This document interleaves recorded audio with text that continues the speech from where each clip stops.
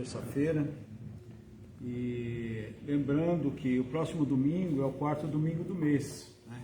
E como acontece na nossa casa, todo quarto domingo nós fazemos a vibração pelos antepassados, né? Nossos entes queridos que já partiram, né? Essa vibração ela acontece às 8 horas e 30 minutos da manhã, né?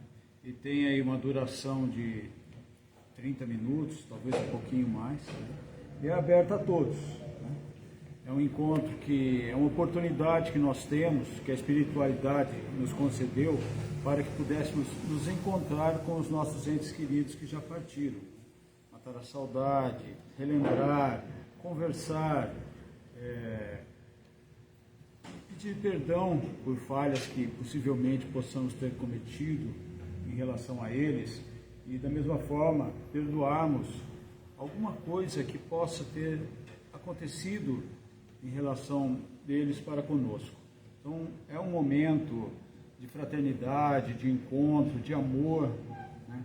Não é um trabalho mediúnico, não há incorporação, é uma vibração e é aberto a todos, tá?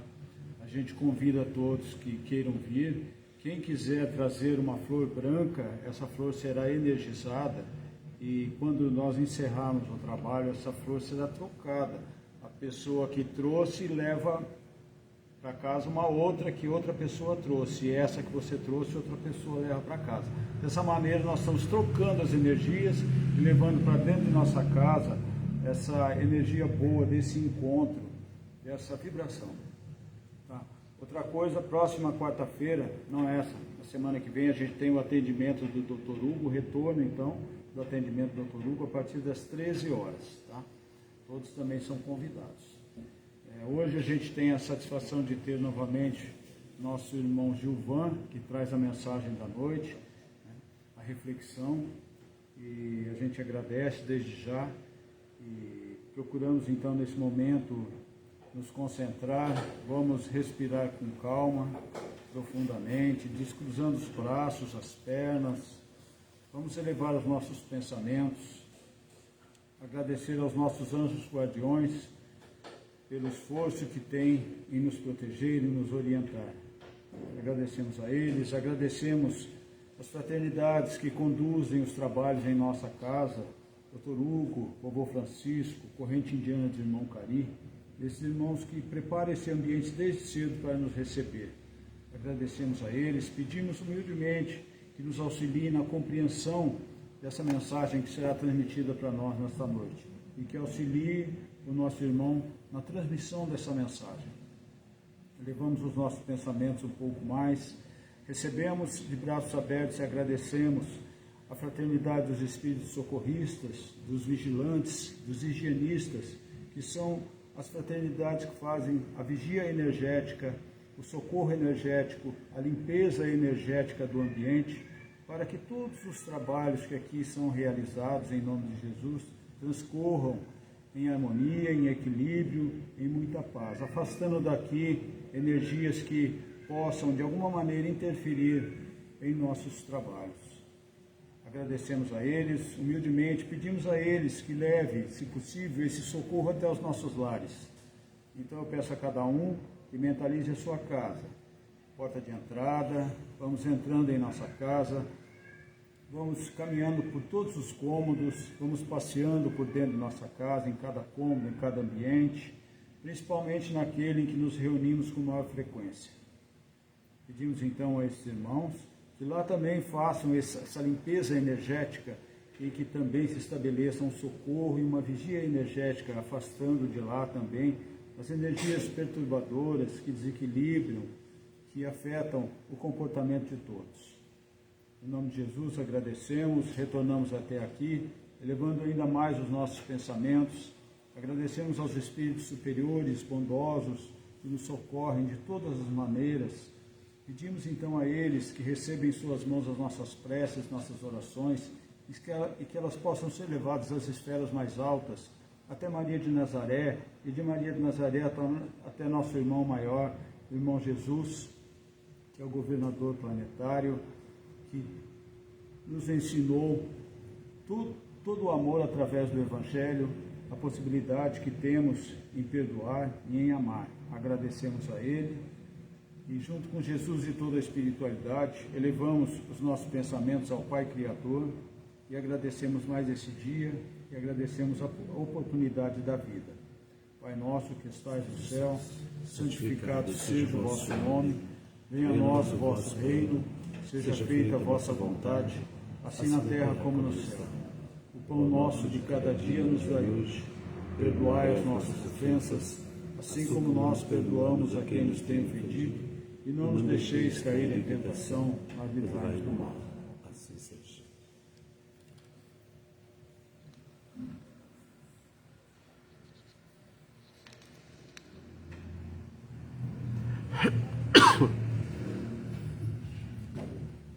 Boa noite, irmãos e irmãs. Hoje nós vamos fazer mais uma reflexão. Nós somos uma fraternidade, mas enquanto fraternidade, nós, diferentemente de outras fraternidades, não passamos por iniciações, graus de iniciação. Muitas fraternidades realizam cerimônias simbólicas, porque o símbolo nesses processos iniciáticos, eles têm o propósito de lançar um certo esclarecimento acerca de uma realidade cuja linguagem objetiva, nossa linguagem usual, não consegue transmitir. Ou seja, o símbolo, como o mito, por exemplo, é uma linguagem assistemática, que não visa uma explicação objetiva da realidade. Ou seja, não explica de uma forma assim mais rasa, digamos assim. Ele vai com mais profundidade a vivência com o símbolo, né, do processo iniciático. No entanto, mesmo nós não passando por processo de iniciação como numa fraternidade iniciática, acho que a experiência nossa aqui pode ser levada a processos de iniciação individualmente, né? Eu acho que nós temos que ter um objetivo aqui, pelo menos nesse momento. A gente tem que ter um objetivo, o que vocês querem, o que vocês pretendem? A gente tem que fazer perguntinhas sempre para nós. O que nós queremos? Por que eu estou aqui? O que eu quero? Eu quero evolução espiritual? Eu quero ter um entendimento e uma compreensão maior da realidade espiritual? E o que eu faço para isso? O que eu estou fazendo por mim nesse sentido? Né? A gente tem que ficar se perguntando, porque não é cobrar de si mesmo, é perguntar o que eu estou fazendo, o que eu posso fazer, o que eu gosto de fazer, o que pode despertar um interesse maior, que possa me levar a uma investigação, uma reflexão, a uma experiência, às vezes, de contemplação, o que me leva à prática da meditação, que a gente tem enfatizado tanto, que vejo como única forma da gente ascender para um outro grau de compreensão, para um outro nível de compreensão, outro nível de consciência e percepção da realidade. Acho muito difícil. Tem energia da graça maravilhosa, tem a fé que move montanhas, né? A fé. Mas a experiência da graça, a experiência da fé não nos abstém de investigação, não nos abstém de um processo de busca de si mesmo, não nos abstém de um processo de autoconhecimento. Agora, o que é esse autoconhecimento? Porque como eu vou me autoconhecer, né? A gente tem muita dificuldade de se enxergar, de se auto-perceber. A gente tem muita dificuldade. Nós sempre achamos, ficamos sempre no achismo. E nós achamos mais do outro do que de nós mesmos. Nós sempre somos perfeitos. Quando vemos os defeitos, quando enxergamos bem um defeito em nós, uma limitação, é o primeiro passo para a extinção daquela limitação, daquele defeito, né? Então eu trago uma pequena reflexão sobre uma perguntinha. Então, enquanto fraternidade, ainda que não seja iniciática, nós somos discípulos nessa senda, né? Nós somos discípulos. E há um ditado antigo que diz assim: quando o discípulo está pronto, o mestre aparece. Né? Quando o discípulo está pronto, o mestre aparece. Mas o que significa esse mestre aparecer? Desculpe meu óculos. Foi hoje isso. Apesar de bastante conhecido, é provável que ninguém saiba o significado original deste ditado. Entretanto, místico é uma palavra que sofre algum preconceito, né? O que é o místico? O místico dá a impressão de ser aquele poeta, aquele indivíduo que sonha, que devaneia, né? Místico vem de rato, mist. É uma palavra que, na sua origem etimológica, significa a revelação daquilo que está escondido. Né? O processo de iniciação é um processo de revelação. Aquilo que está escondido é revelado ao iniciado. Né? Acho que nós podemos nos tornar iniciados nessa senda. Né? Nós somos místicos.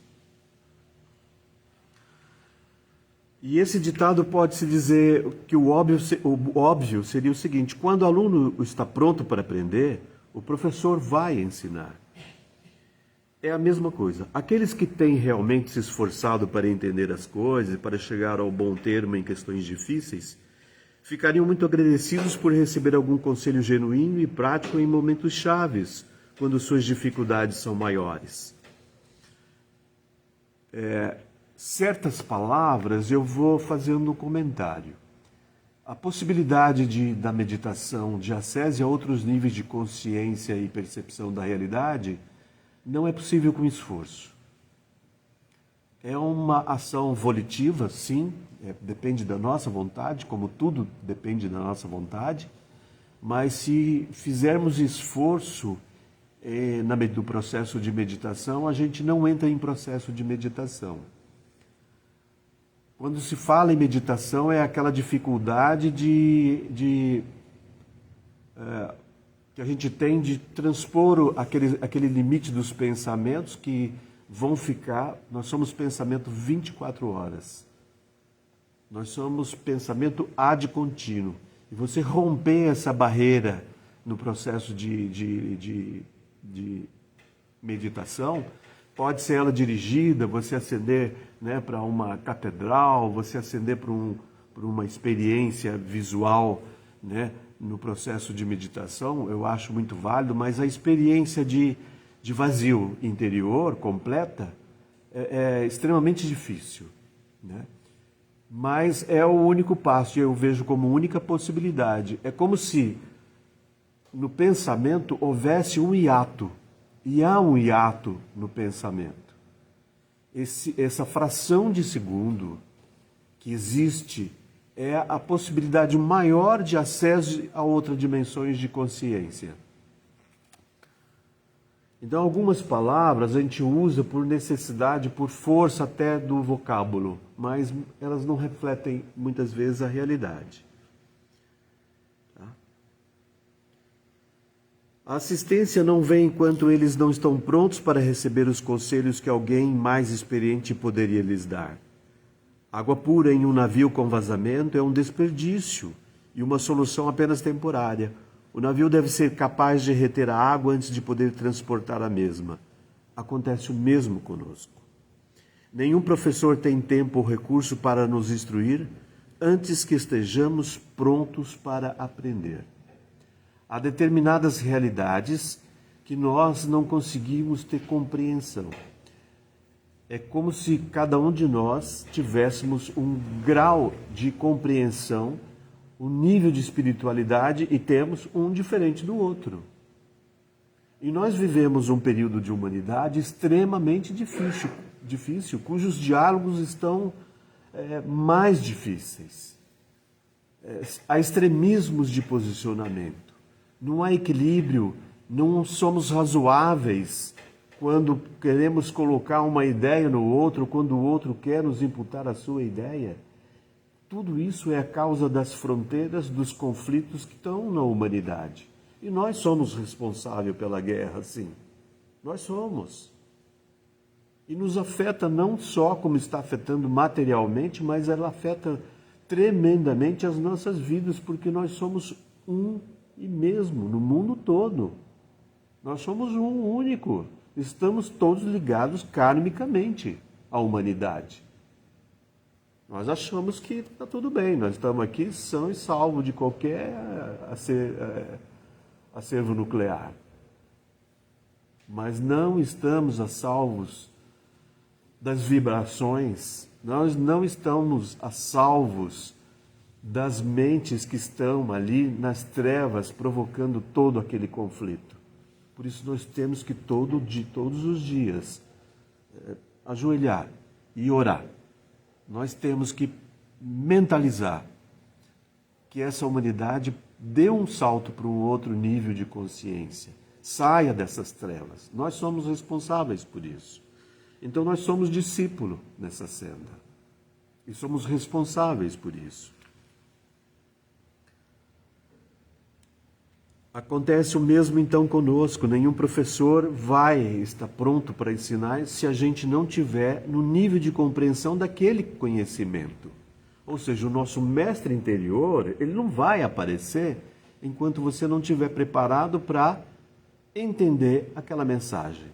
Muitas vezes ele não vai falar, muitas vezes, para você, repetidamente, para que você entenda. Não, você vai estar preparado. Essa é a nossa intuição quando muitas vezes sabemos nos utilizar dessa nossa capacidade. Não há dúvidas que muitas coisas na vida nós aprendemos por um caminho muito árduo, a dor e o sofrimento. E nós provavelmente já despendemos muito tempo tentando dominar alguma coisa quando o tempo todo, literalmente, a solução estava diante dos nossos olhos. Então, mesmo quando não queremos estragar a experiência de outra pessoa que está passando por uma dificuldade similar de aprendizado pelo caminho mais difícil,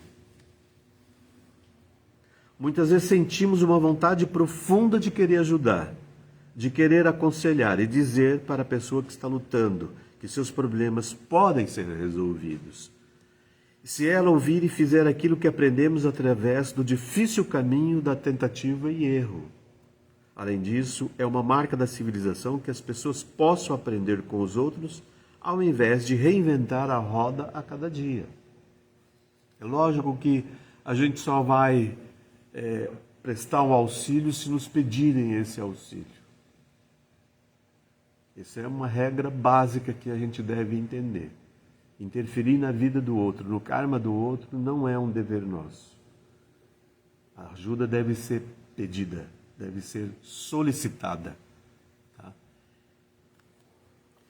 É nossa condição humana que nos impele a querer ajudar os outros, embora nosso desejo de ajudar possa às vezes ser equivocado. Ou mesmo motivado pelo ego ou outra razão menos saudável. Certamente o ego predomina. Em um nível mais profundo, isto é a manifestação do fato de não existirmos como uma ilha. Nós nos compadecemos da dor do outro, do sofrimento do outro. Nossa existência se enreda e mistura com o ser profundo de todas as criaturas através da proximidade kármica. Em nossos melhores momentos, nós sentimos que somos parte do grande organismo que é a Terra. Já falamos disso, da relação do processo de imitação com os animais, com as... O melhor que nós podemos manter é esse grande corpo funcionando de forma magistral. É nosso dever.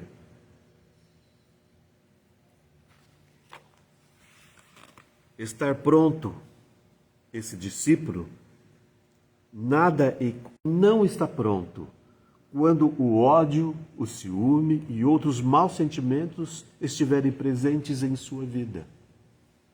Alguém não está pronto quando o amor oferecido for desprezado, considerado um bem adquirido e cinicamente for tirado pessoal.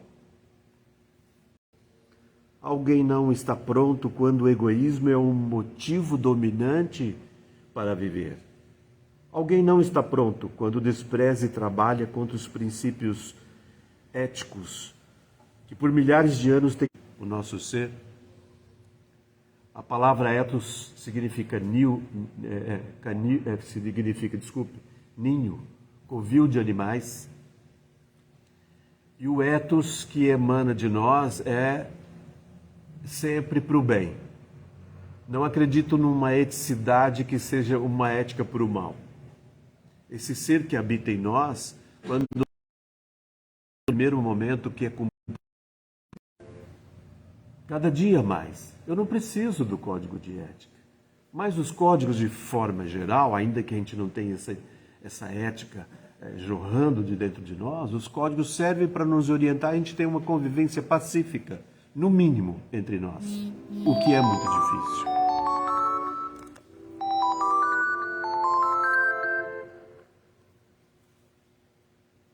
Alguém não está pronto quando esquece de manifestar o perdão a quem está genuinamente arrependido de ter cometido um erro. Conceder o perdão a quem está genuinamente arrependido. Nós temos dificuldade, nós guardamos o rancor, a mágoa, o ódio. Ou seja, nós temos a capacidade ainda de nos sentirmos ofendidos. O dia que estivermos prontos, quando o mestre então vai aparecer, nós não nos ofenderemos, nós não teremos que perdoar o outro. Nós perdoaremos porque o outro que cometeu o erro ou a falha conosco, ele acha que nos ofendeu. Tudo bem.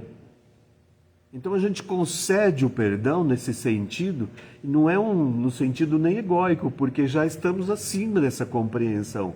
Não nos ofendemos com o que ele fez conosco. O seu erro, a sua falha conosco, não nos ofendeu. Irmão, está tudo bem. Irmão, todos somos irmãos, né? Então, irmão, está tudo bem. É tão difícil a gente perdoar. E é muito difícil se alguém não está pronto quando se recusa, obstinada e irracionalmente, a tentar entender os outros pontos de vista. Alguém não está pronto quando sente prazer pela desgraça e sofrimento alheio. Alguém não está pronto quando faz da autopiedade a regra número 1 dos seus dias. Autocomiseração, autopiedade. Alguém não está pronto quando considera que se sentir ofendido não só é um direito inalienável, mas um dever. Alguém não está pronto quando culpa Deus, o destino, a natureza e outras instâncias por sua infelicidade. Alguém não está pronto quando deliberadamente vai contra o que considera ser honesto e de acordo com a justiça universal. Então essas são condições negativas que a gente auxilia a gente a refletir sobre o sentido e significado de estar pronto. Mas eu posso estar pronto ativamente com ódio no coração, com ciúme, com raiva, com a maledicência, com o julgamento que faço do outro? Lógico que eu não estou pronto. O mestre não vai aparecer. Nos meus processos de meditação, onde eu sou um observador atento, esse observador atento busca exatamente o não julgamento, a não avaliação, a não condenação. É o passo, é uma disciplina muito difícil, árdua disciplina, para que a gente possa ascender, então, para o contrário disso tudo, para que o mestre apareça. Então, alguém está pronto. Quando você está pronto, você está aqui por boas razões. Aí você vai ter entendimento da sua missão na vida, a fim de que garantir que os outros seres humanos também tenham condições necessárias para viver e evoluir. A gente vai ter entendimento disso. Não somos só nós. Não sempre fomos nós. Não sempre foi você. Sempre fomos nós. E é sempre o ego que domina a nossa vida, a nossa existência. Alguém está pronto, então, quando a compaixão pelos mais fracos, sofredores e vulneráveis. Alguém está pronto quando o sentimento de profunda simpatia com o infortúnio alheio é tão automático quanto a respiração. Você se compadece, não é só uma simpatia, você se compadece com a dor do outro. Te toca no seu coração a dor do outro. Alguém está pronto quando a autopiedade está completamente ausente de todos os seus pensamentos, palavras e ações, e quando a compaixão e compreensão da autopiedade vem naturalmente e sem a maior hesitação. Então nós estamos falando de autocompaixão, não de autocomiseração, mas de autocompaixão. Alguém está pronto quando considera que guardar rancor não só pode estar errado, mas pode ser uma das coisas mais prejudiciais que você pode fazer a si mesmo. Você só prejudica o seu ódio, ciúme, só a você mesmo. O outro não está nem aí para você. Alguém está pronto quando ninguém, nem Deus, destino, natureza ou qualquer outra coisa é jamais responsabilizado pelo mesmo. Toda a responsabilidade por tudo que lhe acontece, a despeito do fato que nem sempre entender pode ter contribuído para esses infortúnios. O entendimento não significa que não exista infortúnio. Nós temos débitos kármicos. Mas ter o entendimento disso ameniza muito a dor e o sofrimento frente aos infortúnios. E quando nós estamos nesse grau de compreensão da realidade, manifestação de consciência, nós não temos nem decisões importantes e difíceis a tomar. Nós somos movidos por uma lógica interna a decidir pelo que é melhor. Ou seja, não há uma autonomia, digamos assim. Eu não decido mais. Manifesta-se em mim uma lógica interna que me leva pelo caminho correto. Olha que lance. Eu não preciso decidir, não existe autonomia, acabou a autonomia, eu acho que decido. É tudo ego, é tudo achismo. Eu estou decidindo a todo momento. Eu acho que eu decido, eu tomei as melhores decisões ou as piores decisões na minha vida. Porque a gente está sempre exercendo o ego, uma autonomia que é egóica.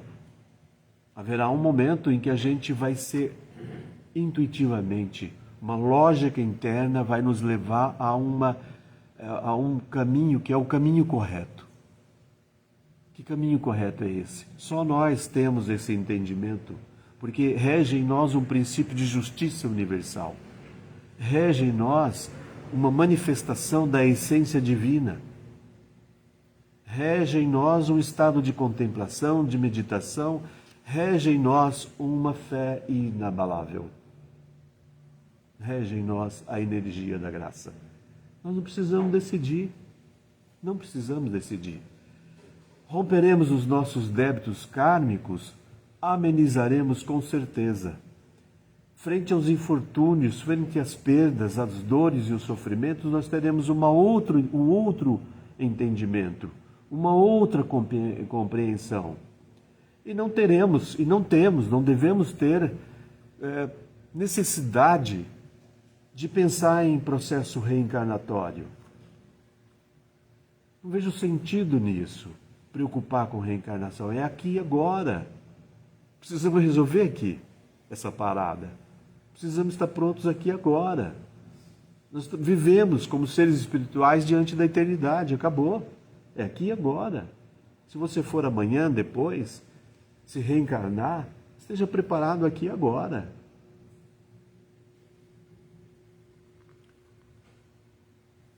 Mas se nós, pouco evoluídos que somos, podemos sentir compaixão por outras pessoas e animais em sofrimentos, quanto mais deve nosso mestre interior sentir compaixão por nós? É Deus sentindo compaixão de nós. É o Cristo interno que tem compaixão de nós, pelas nossas mazelas e dificuldades de entendimento, pelas nossas limitações. É o nosso mestre interior, tem muita paciência com a gente. Muitas vezes o irmão Zé fala assim, tem que ter muita paciência consigo mesmo. Essa paciência é evocada no nosso mestre interior, nós temos que ter muita paciência, Muita paciência. Não temos? Temos. Gente, então essa reflexão de hoje, ela traz esse momento de mais um passo da gente entender que no processo de meditação a gente tem que ficar muito atento, orar e vigiar. Parece repetitivo, mas se não estiverem praticando, é na repetição que a gente às vezes vai conseguir que alguém no dia seguinte repense, né? Aqueles 5 minutos, aqueles 10 minutos, põe o pé na cama ali, faz a sua oração, debruça com as mãos sobre as coxas ali, pernas separadas, faz ali sua oração, faz ali a sua invocação, habitue-se a fazer sua meditação, 5, 10 minutos, meia hora, quem conseguir, 40 minutos. Não se debele contra os seus pensamentos. Não lute não faça esforço contra os seus pensamentos.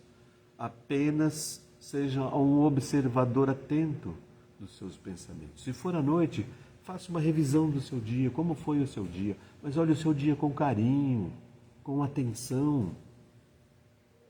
Faça isso. Isso é que pode nos transpor a um outro nível de consciência e percepção da realidade. Ajoelhar e orar e pedir a Deus que te transforme, acho muito difícil. Acho que nós precisamos ter esse trabalho laborioso, que não vai exigir esforço, mas só aquela predisposição inicial, né, de estar ali presente.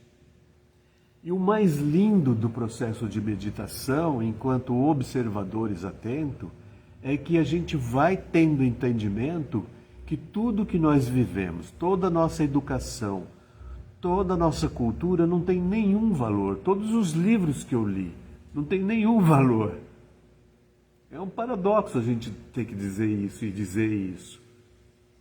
E essa a postura, ela vai de encontro com dois grandes movimentos. Um, que eu não diria espiritualista, que reflete os pensamentos de Krishnamurti, um grande pensador que foi membro da sociedade, foi presidente da sociedade da Grande Estrela, de uma fraternidade chamada Grande Estrela do Oriente, fundada por membros da sociedade teosófica, porque via nele o grande avatar.